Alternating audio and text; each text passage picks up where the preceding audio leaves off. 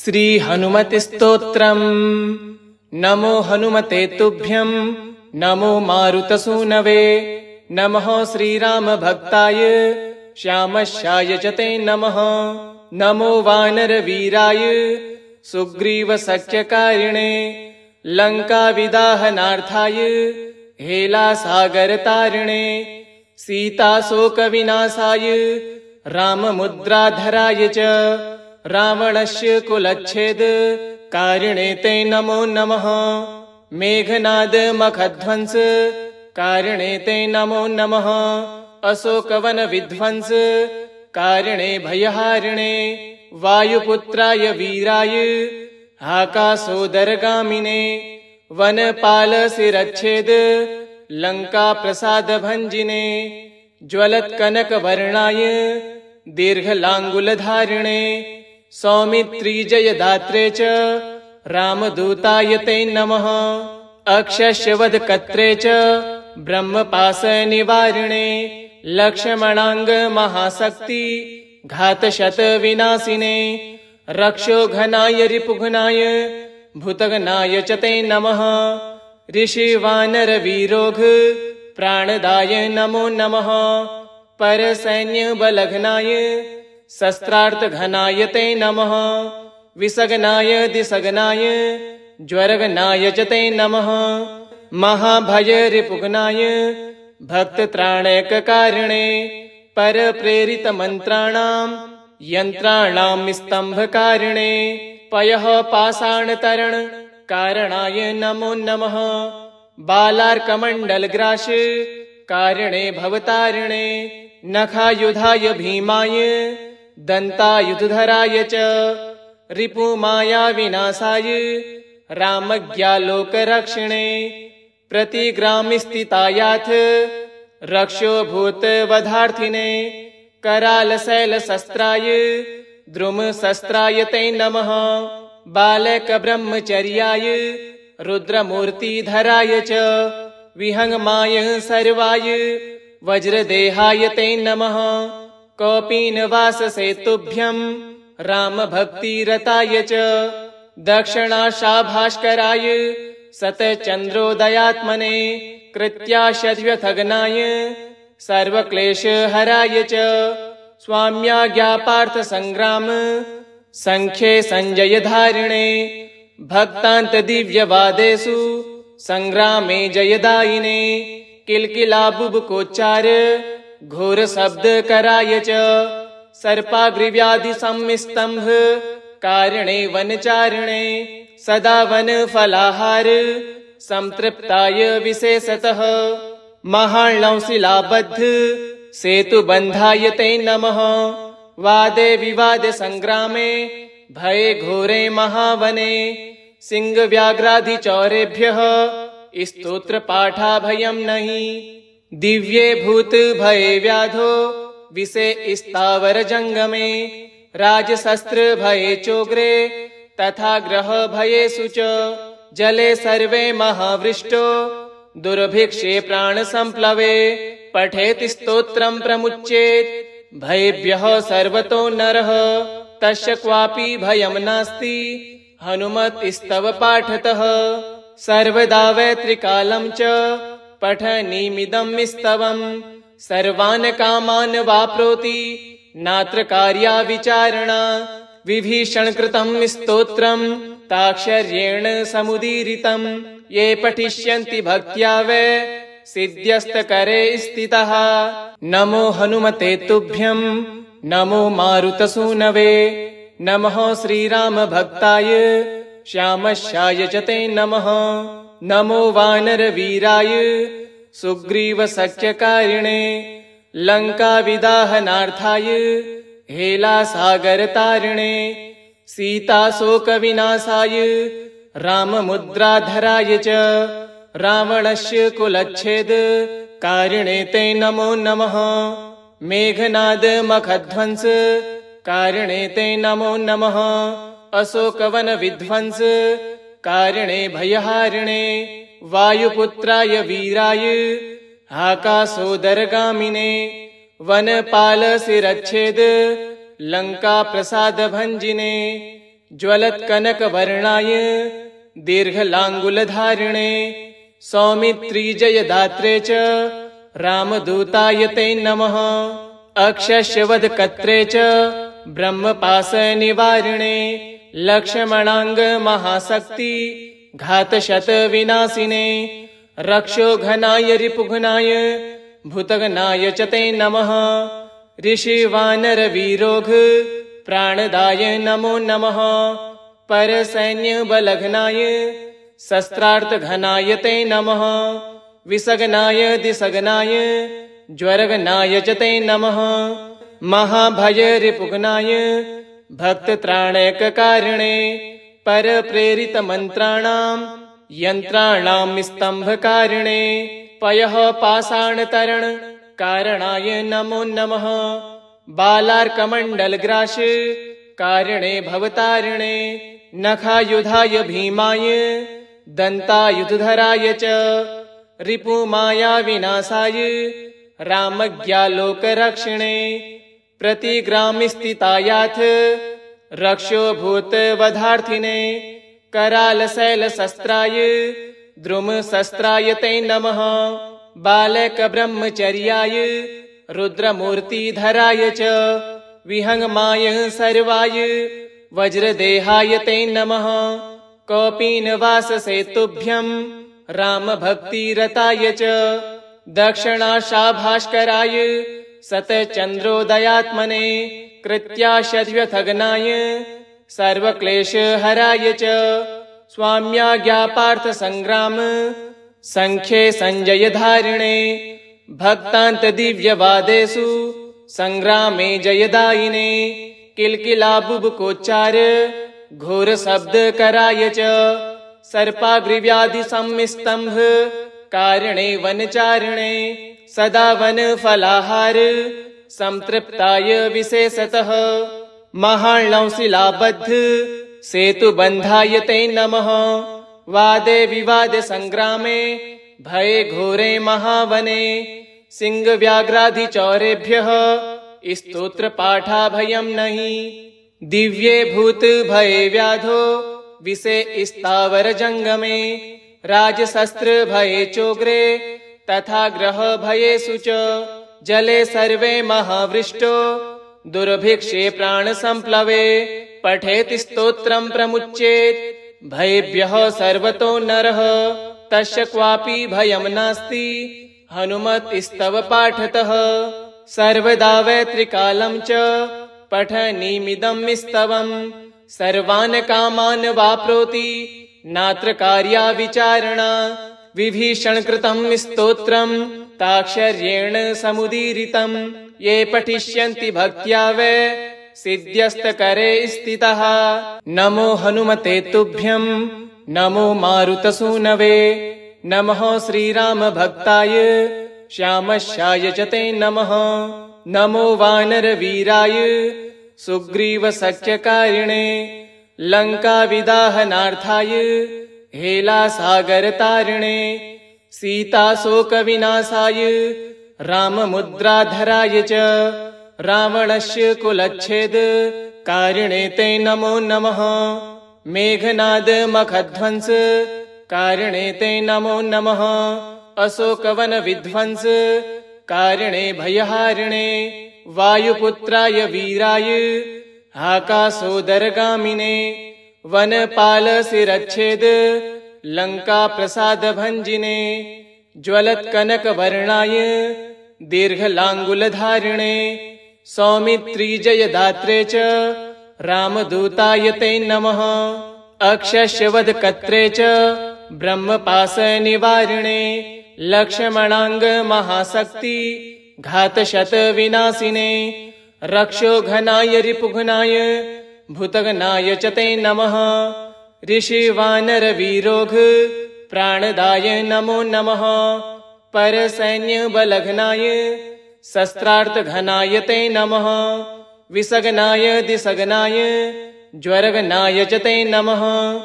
महाभयरिपुघ्नाय भक्तत्राणैककारिणे परप्रेरितमन्त्राणां यन्त्राणां स्तम्भकारिणे पयः पाषाणतरण कारणाय नमो नमः। बालार्कमण्डलग्रास कारिणे भवतारिणे नखायुधाय भीमाय दन्तायुधधराय च रिपुमाया विनाशाय रामज्ञालोकरक्षिणे प्रतिग्रामस्थितायाथ रक्षोभूतवधार्थिने करालशैलशस्त्राय द्रुमशस्त्राय ते नमः। बालकब्रह्मचर्याय रुद्रमूर्तिधराय च विहङ्गमाय सर्वाय वज्रदेहाय ते नमः। कौपीनवाससेतुभ्यं रामभक्तिरताय च दक्षिणाशाभास्कराय सतचन्द्रोदयात्मने कृत्याशद्व्यथगनाय सर्वक्लेशहराय च स्वाम्याज्ञापार्थसङ्ग्राम सङ्ख्ये सञ्जयधारिणे भक्तान्तदिव्यवादेषु सङ्ग्रामे जयदायिने किल्किलाबुबुकोच्चार घोरशब्दकराय च सर्पाग्रिव्याधिसंस्तम्भ कारिणे वनचारिणे सदा वनफलाहार संतृप्ताय विशेषतः महार्णवशिलाबद्ध सेतुबन्धाय ते नमः। वादे विवादे सङ्ग्रामे भये घोरे महावने सिंहव्याघ्रादिचौरेभ्यः स्तोत्रपाठाभयं नहि।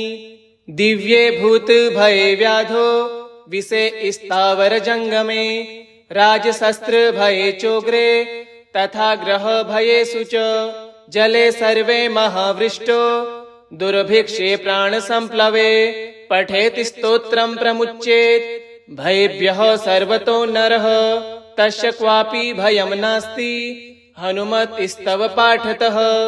सर्वदा वै त्रिकालं च पठनीमिदं स्तवम् सर्वान् कामान् वाप्नोति नात्र कार्या विचारणा। विभीषणकृतं स्तोत्रं ताक्षर्येण समुदीरितं ये पठिष्यन्ति भक्त्या वै सिद्ध्यस्तकरे स्थितः।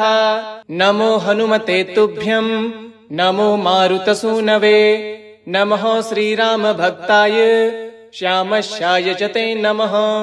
नमो वानरवीराय सुग्रीवसख्यकारिणे लङ्काविदाहनार्थाय हेलासागरतारिणे सीताशोकविनाशाय राममुद्राधराय च रावणस्य कुलच्छेद कारिणे ते नमो नमः। मेघनादमखध्वंस कारिणे ते नमो नमः।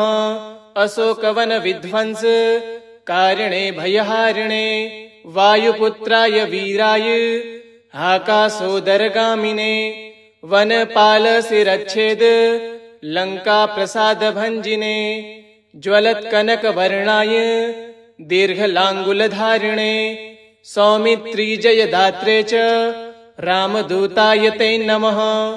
अक्षयवधकर्त्रे च ब्रह्मपाशनिवारिणे लक्ष्मणाङ्गमहाशक्ति घातशतविनाशिने रक्षोघनाय रिपुघ्नाय भूतघ्नाय च ते नमः। ऋषिवानरवीरोघ प्राणदाय नमो नमः। परसैन्यबलघ्नाय शस्त्रार्थघनाय ते नमः। विसगनाय दिसगनाय ज्वरघनाय च ते नमः। महाभयरिपुघ्नाय भक्तत्राणैककारिणे परप्रेरितमन्त्राणां यन्त्राणां स्तम्भकारिणे पयः पाषाणतरण कारणाय नमो नमः। बालार्कमण्डलग्रास कारिणे भवतारिणे नखायुधाय भीमाय दन्तायुधधराय च रिपुमाया विनाशाय रामज्ञालोकरक्षिणे प्रतिग्रामस्थितायाथ रक्षोभूतवधार्थिने करालशैलशस्त्राय द्रुमशस्त्राय ते नमः। बालकब्रह्मचर्याय रुद्रमूर्तिधराय च विहङ्गमाय सर्वाय वज्रदेहाय ते नमः। कौपीनवाससेतुभ्यं रामभक्तिरताय च दक्षिणाशाभास्कराय सतचन्द्रोदयात्मने कृत्याशद्व्यथगनाय सर्वक्लेशहराय च स्वाम्याज्ञापार्थ संग्राम संख्ये संजय धारिणे भक्तांत दिव्यवादेषु संग्रामे जयदायिने किलकिला बुबकोच्चार घोर शब्द कराय च सर्पाग्रिव्याधि सम्मिस्तंभ कारणे वनचारिणे सदा वन फलाहार संतृप्ताय विशेषतः महालंशिलाबद्ध सेतुबन्धाय ते नमः वादे विवादे संग्रामे भये घोरे महावने सिंहव्याघ्रादिचौरेभ्यः स्तोत्रपाठाभयं नहि दिव्ये भूत भये व्याधो विषे स्थावर जंगमे राजशस्त्र भये चोग्रे तथा ग्रह भयेषु च जले सर्वे महावृष्टो दुर्भिक्षे प्राण संप्लवे पठेत स्तोत्रं प्रमुच्येत भयेभ्यः सर्वतो नरः तस्य क्वापि भयं नास्ति हनुमत स्तव पाठतः सर्वदा वै त्रिकालं च पठनीमिदं स्तवम् सर्वान् कामान् वाप्नोति नात्र कार्या विचारणा विभीषण कृतं स्तोत्रं ताक्षर्येण समुदीरितं ये पठिष्यन्ति भक्त्या वै सिद्ध्यस्तकरे स्थितः नमो हनुमते तुभ्यं नमो मारुतसूनवे नमः श्रीराम भक्ताय श्यामस्याय च ते नमः नमो वानरवीराय सुग्रीव सख्यकारिणे लंका विदाहनार्थाय हेलासागरतारिणे सीताशोक विनाशाय राममुद्राधराय च रावणस्य कुलच्छेद कारिणे ते नमो नमः मेघनाद मखध्वंस कारिणे ते नमो नमः अशोकवन विध्वंस कारिणे भयहारिणे वायुपुत्राय वीराय आकाशोदरगामिने वनपाल शिरच्छेद लंका प्रसाद भंजिने ज्वलत कनक वर्णाय दीर्घलांगुलधारिणे सौमित्री जयदात्रे च रामदूताय ते नमः अक्षयवध कत्रे च ब्रह्मपाश निवारिणे लक्ष्मणांग महाशक्ति घातशत विनाशिने रक्षो घनाय रिपुघ्नाय भूतगनाय च ते नमः ऋषिवानर वीरोघ प्राणदाय नमो नमः परसैन्य बलघनाय शस्त्रार्थ घनाय ते नमः विसगनाय दिसगनाय ज्वरगनाय च ते नमः महाभय रिपुघ्नाय भक्त त्राणैककारिणे पर प्रेरित मंत्राणां यंत्राणां स्तंभकारिणे पयः पाषाण तरण कारणाय नमो नमः बालार्कमण्डलग्रास कारिणे भवतारिणे नखायुधाय भीमाय दन्तायुधधराय च रिपुमाया विनाशाय रामज्ञालोकरक्षिणे प्रतिग्रामस्थितायाथ रक्षो भूतवधार्थिने करालशैलशस्त्राय द्रुमशस्त्राय ते नमः बालक ब्रह्मचर्याय रुद्रमूर्तिधराय च विहंगमाय सर्वाय वज्रदेहाय ते नमः कौपीनवाससेतुभ्यं रामभक्तिरताय च दक्षिणाशाभास्कराय सतचन्द्रोदयात्मने कृत्याशद्व्यथगनाय सर्वक्लेशहराय च स्वाम्याज्ञापार्थ संग्राम संख्ये संजयधारिणे भक्तांत दिव्यवादेषु संग्रामे जयदायिने किलकिला बुबकोच्चार घोर शब्द कराय च सर्पाग्रिव्याधि सम्मिस्तंभ कारिणे वनचारिणे सदा वन फलाहार संतृप्ताय विशेषतः महालंशिलाबद्ध सेतुबन्धाय ते नमः वादे विवादे संग्रामे भये घोरे महावने सिंहव्याघ्रादिचौरेभ्यः स्तोत्रपाठाभयं नहि दिव्ये भूत भये व्याधो विषे स्थावर जंगमे राजशस्त्र भये चोग्रे तथा ग्रह भयेषु च जले सर्वे महावृष्टो दुर्भिक्षे प्राणसंप्लवे पठेति स्तोत्रं प्रमुच्येत् भयेभ्यः सर्वतो नरः तस्य क्वापि भयं नास्ति हनुमतस्तव पाठतः सर्वदा वै त्रिकालं च पठनीमिदं स्तवं सर्वान् कामान् वाप्नोति नात्र कार्या विचारणा विभीषणकृतं स्तोत्रं ताक्षर्येण समुदीरितं ये पठिष्यन्ति भक्त्या वै सिद्ध्यस्तकरे स्थितः नमो हनुमते तुभ्यं नमो मारुतसूनवे नमः श्रीरामभक्ताय श्यामस्याय च ते नमः नमो वानरवीराय सुग्रीवसख्यकारिणे लङ्काविदाहनार्थाय हेलासागरतारिणे सीताशोकविनाशाय राममुद्राधराय च रावणस्य कुलच्छेद कारिणे ते नमो नमः मेघनादमखध्वंस कारिणे ते नमो नमः अशोकवनविध्वंस कारिणे भयहारिणे वायुपुत्राय वीराय आकाशोदरगामिने वनपालशिरच्छेद लङ्काप्रसादभञ्जिने ज्वलत्कनकवर्णाय दीर्घलाङ्गुलधारिणे सौमित्रीजयदात्रे च रामदूताय ते नमः अक्षयवधकर्त्रे च ब्रह्मपाशनिवारिणे लक्ष्मणाङ्गमहाशक्ति घातशतविनाशिने रक्षोघनाय रिपुघ्नाय भूतघ्नाय च ते नमः ऋषिवानरवीरोघ प्राणदाय नमो नमः परसैन्यबलघ्नाय शस्त्रार्थघनाय ते नमः विसघ्नाय दिसघ्नाय ज्वरघ्नाय च ते नमः महाभयरिपुघ्नाय भक्तत्राणैककारिणे परप्रेरितमन्त्राणां यन्त्राणां स्तम्भकारिणे पयः पाषाणतरण कारणाय नमो नमः बालार्कमण्डलग्रास कारिणे भवतारिणे नखायुधाय भीमाय दन्तायुधधराय च रिपुमायाविनाशाय रामज्ञालोकरक्षिणे प्रतिग्रामस्थितायाथ रक्षोभूतवधार्थिने करालशैलशस्त्राय द्रुमशस्त्राय ते नमः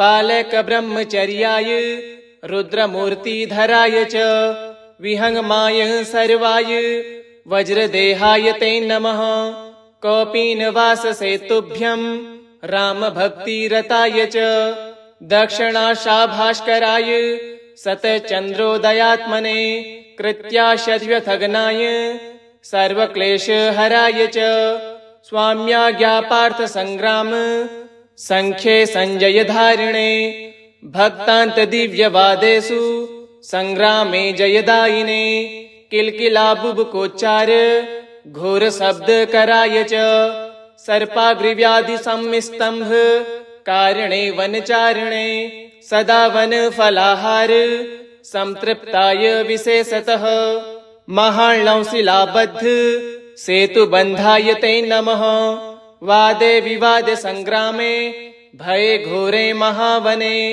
सिंहव्याघ्रादिचौरेभ्यः स्तोत्रपाठाभयं नहि दिव्ये भूत भये व्याधो विषे स्थावर जंगमे राजशस्त्र भये चोग्रे तथा ग्रह भयेषु च जले सर्वे महावृष्टो दुर्भिक्षे प्राणसंप्लवे पठेति स्तोत्रं प्रमुच्येत् भयेभ्यः सर्वतो नरः तस्य क्वापि भयं नास्ति हनुमतस्तव पाठतः सर्वदा वै त्रिकालं च पठनीमिदं स्तवं सर्वान् कामान् वाप्नोति नात्र कार्या विचारणा विभीषणकृतं स्तोत्रं ताक्षर्येण समुदीरितं ये पठिष्यन्ति भक्त्या वै सिद्ध्यस्तकरे स्थितः नमो हनुमते तुभ्यं नमो मारुतसूनवे नमः श्रीरामभक्ताय श्यामस्याय च ते नमः नमो वानरवीराय सुग्रीवसख्यकारिणे लङ्काविदाहनार्थाय हेलासागरतारिणे सीताशोकविनाशाय राममुद्राधराय च रावणस्य कुलच्छेदकारिणे ते नमो नमः। मेघनादमखध्वंसकारिणे ते नमो नमः। अशोकवनविध्वंसकारिणे भयहारिणे वायुपुत्राय वीराय आकाशोदरगामिने वनपालशिरच्छेद लङ्काप्रसादभञ्जिने ज्वलत्कनकवर्णाय दीर्घलाङ्गुलधारिणे सौमित्रीजयदात्रे च रामदूताय ते नमः। अक्षयवधकर्त्रे च ब्रह्मपाशनिवारिणे लक्ष्मणाङ्गमहाशक्ति घातशतविनाशिने रक्षोघनाय रिपुघ्नाय भूतघ्नाय च ते नमः। ऋषिवानरवीरोघ प्राणदाय नमो नमः। परसैन्यबलघ्नाय शस्त्रार्थघनाय ते नमः। विसगनाय दिसगनाय ज्वरघनाय च ते नमः। महाभयरिपुघ्नाय भक्तत्राणैककारिणे परप्रेरितमन्त्राणां यन्त्राणां स्तम्भकारिणे पयः पाषाणतरणकारणाय नमो नमः। बालार्कमण्डलग्रासकारिणे भवतारिणे नखायुधाय भीमाय दन्तायुधधराय च रिपुमायाविनाशाय रामज्ञालोकरक्षिणे प्रतिग्रामस्थितायाथ रक्षोभूतवधार्थिने करालशैलशस्त्राय द्रुमशस्त्राय ते नमः। बालकब्रह्मचर्याय रुद्रमूर्तिधराय च विहङ्गमाय सर्वाय वज्रदेहाय ते नमः। कौपीनवाससेतुभ्यं रामभक्तिरताय च दक्षिणाशाभास्कराय शतचन्द्रोदयात्मने कृत्याशद्व्यथग्नाय सर्वक्लेशहराय च स्वाम्याज्ञापार्थसङ्ग्राम सङ्ख्ये सञ्जयधारिणे भक्तान्तदिव्यवादेषु सङ्ग्रामे जयदायिने किल्किलाबुबुकोच्चार घोरशब्दकराय च सर्पाग्रिव्याधिसंस्तम्भ कारिणे वनचारिणे सदा वनफलाहार संतृप्ताय विशेषतः महार्णवशिलाबद्ध सेतुबन्धाय ते नमः। वादे विवादे संग्रामे भये घोरे महावने सिंहव्याघ्रादिचौरेभ्यः स्तोत्रपाठाभयं नहि। दिव्ये भूत भये व्याधो विषे स्थावरजङ्गमे राजशस्त्र भये चोग्रे तथा ग्रह भयेषु च जले सर्वे महावृष्टो दुर्भिक्षे प्राणसम्प्लवे पठेत् स्तोत्रं प्रमुच्येत् भयेभ्यः सर्वतो नरः तस्य क्वापि भयं नास्ति हनुमतस्तव पाठतः। सर्वदा वैत्रिकालं च पठनीमिदं स्तवं सर्वान् कामान् वाप्नोति नात्र कार्या विचारणा।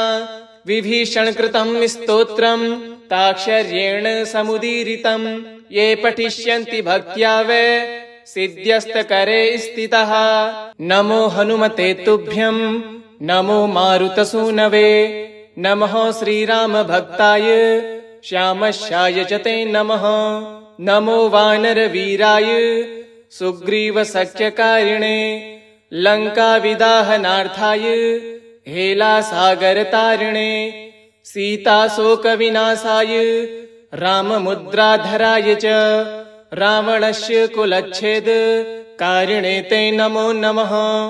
मेघनादमखध्वंसकारिणे ते नमो नमः।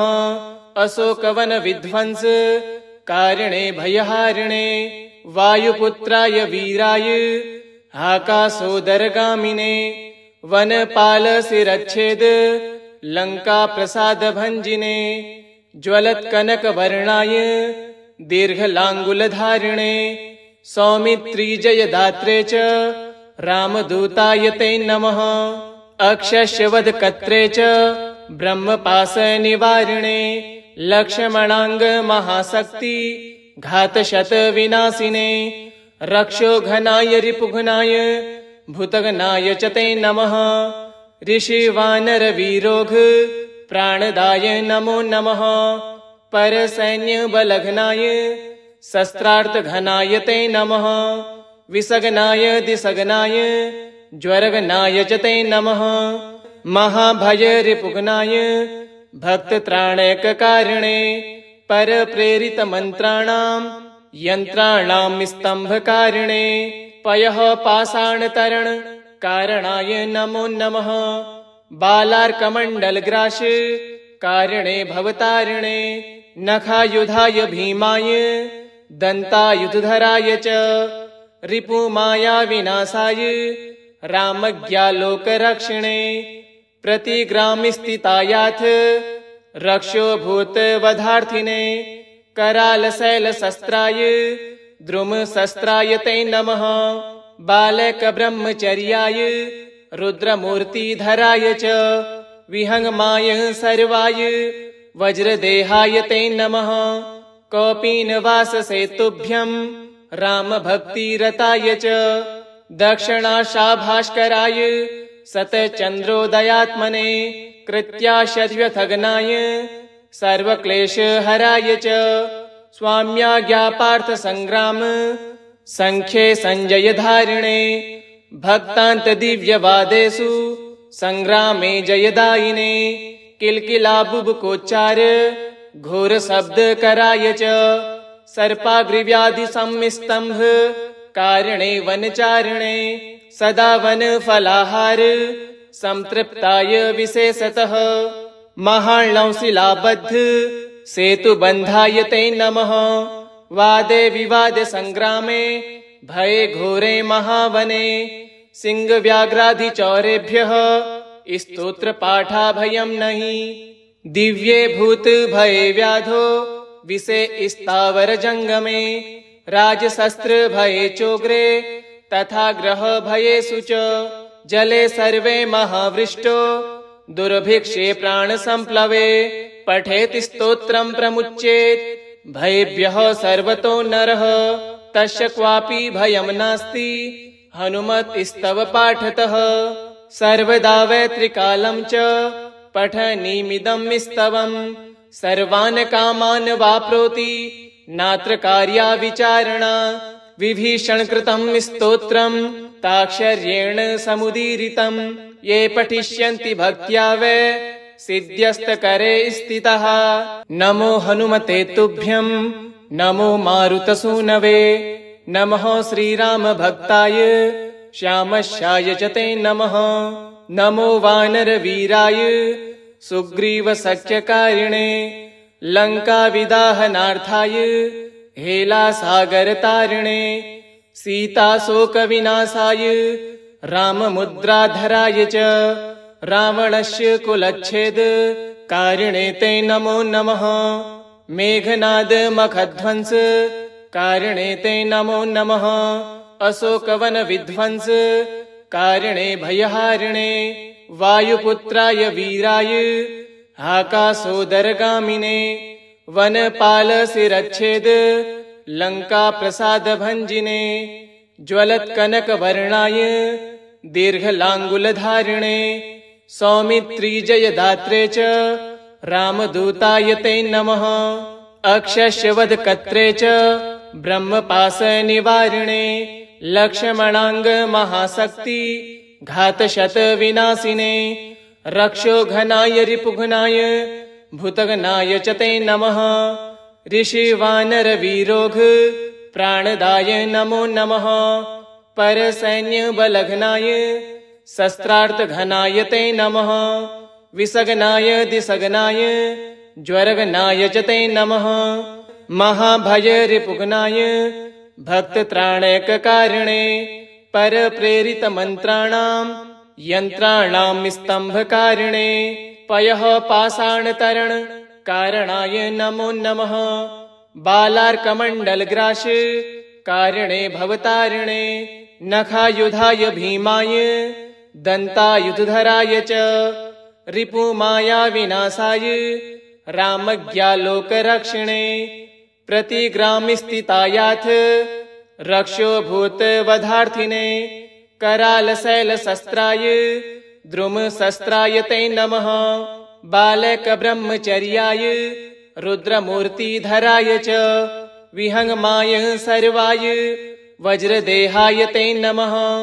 कौपीनवाससेतुभ्यं रामभक्तिरताय च दक्षिणाशाभास्कराय सतचन्द्रोदयात्मने कृत्याशद्व्यथगनाय सर्वक्लेशहराय च स्वाम्याज्ञापार्थसङ्ग्राम सङ्ख्ये सञ्जयधारिणे भक्तान्तदिव्यवादेषु सङ्ग्रामे जयदायिने किल्किलाबुबुकोच्चार घोरशब्दकराय च सर्पाग्रिव्याधिसंस्तम्भ कारिणे वनचारिणे सदा वनफलाहार संतृप्ताय विशेषतः महार्णवशिलाबद्ध सेतुबन्धाय ते नमः। वादे विवादे संग्रामे भये घोरे महावने सिंहव्याघ्रादिचौरेभ्यः स्तोत्रपाठाभयं नहि। दिव्ये भूत भये व्याधो विषे स्थावर जंगमे राजशस्त्र भये चोग्रे तथा ग्रह भयेषु च जले सर्वे महावृष्टो दुर्भिक्षे प्राण संप्लवे पठेत् स्तोत्रं प्रमुच्येत् भयेभ्यः सर्वतो नरः तस्य क्वापि भयं नास्ति हनुमत्स्तव पाठतः।